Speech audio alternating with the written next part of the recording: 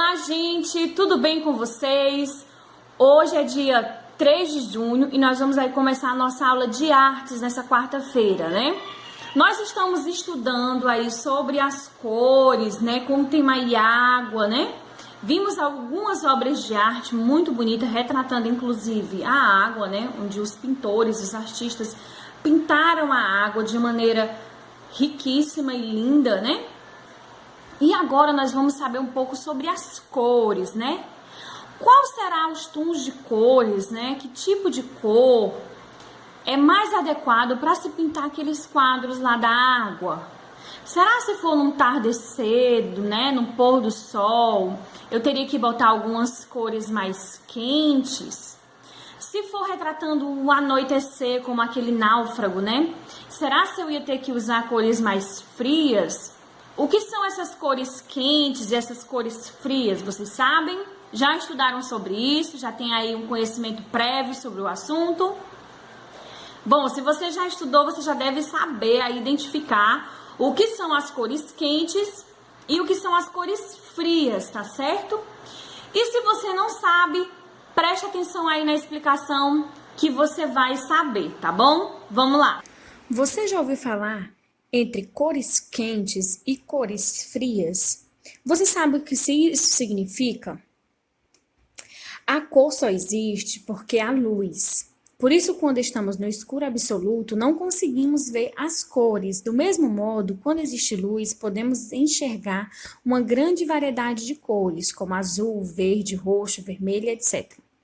Tudo depende da luz que incide sobre o espaço que estamos analisando. Vamos observar o que é o pigmento, que são aí as teorias mais usadas, mais estudadas, tá certo?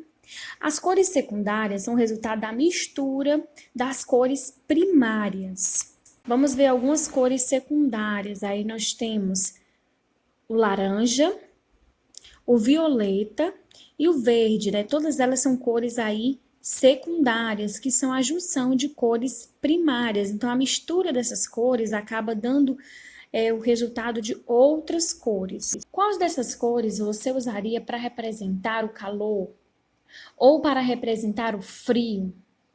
As cores quentes são a mistura do amarelo e do vermelho, e elas nos transmitem uma sensação de calor. Já as cores frias são a mistura do azul e transmitem uma sensação de solidão, sentimentos de tristeza, né? De frio, realmente. Aí nós podemos observar a imagem de uma obra de arte, Monte Santa Vitória, de Paul Cézanne.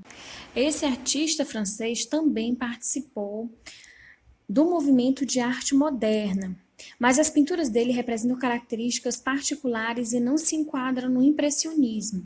Observe que as casinhas têm um tom alaranjado, amarelado, que são as cores quentes. Mas as montanhas lá, né, em cima, azuladas, e também tem muito verde das plantas. Então, essas cores quentes e frias se contrastam nessa obra de arte. As obras de arte expressam diversas vezes paisagens naturais ou construídas pelo homem. A pintura, uma vertente artística, destaca-se há séculos com pintores internacionais e nacionais que retrataram por meio das telas lugares que fizeram parte do seu convívio, como a terra natal, locais visitados pelos mesmos e etc. As pinturas retratam paisagens naturais, mostram as florestas, né, as montanhas, os rios, entre outros. As paisagens construídas ou culturais expressam principalmente as cidades, as pontes, os monumentos, as plantações, estradas, além de colocar nas telas a vida e a identidade do povo, seja no campo ou na cidade. Vamos aí observar mais um pouco, né, as obras de artes apresentadas no livro. Dessa vez a gente vai ver aí mais essa obra de arte que contrasta, veja bem o contraste das cores quentes, né? Aí você pode ver o laranja, uns contornos mais vermelhos, um sombreado, amarelado, e lá no fundo da imagem as cores frias, né, o azul e também um pouco na frente aí o verde, né? Essa imagem ela demonstra muito bem o contraste das cores frias com as cores quentes.